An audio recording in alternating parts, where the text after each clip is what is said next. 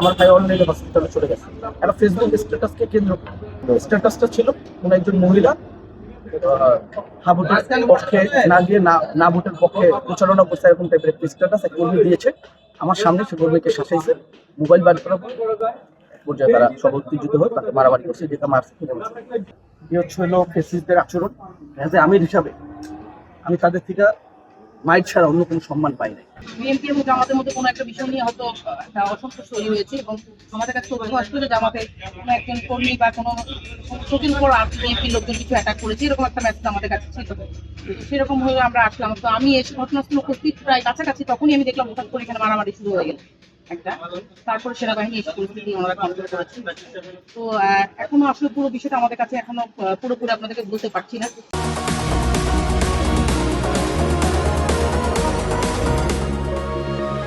যেটুকু আমার কানে তথ্য পেয়েছি কথা বলে, একটা ফেসবুক স্ট্যাটাসের কারণে আসলে মূলত অসন্তোষটা তৈরি হয়েছে।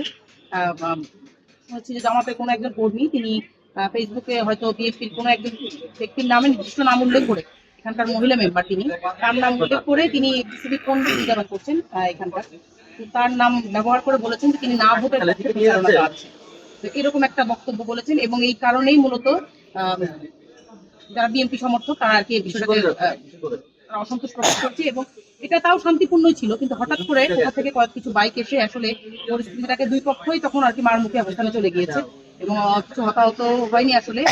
টুকটাক সামান্য হয়তো কেটে গিয়েছে, কয়েকজনকে আমরা হাসপাতালে প্রেরণ করেছি। আর বাকি যারা ছিলেন ওই ঘটনাস্থলে আমরা এখনো আমাদের মহোদয় আছেন, আমরা চেষ্টা করছি এক্স্যাক্টলি ঘটনাটা কি হয়েছে আমরা খুঁজে বের করার। আমরা শুনেছি ফেসবুকে স্ট্যাটাসের বিষয় নিয়ে দুই পক্ষের মধ্যেই কথা কাটাকাটি পরে মারামারি, সেটা আমরা যাচাই করছি।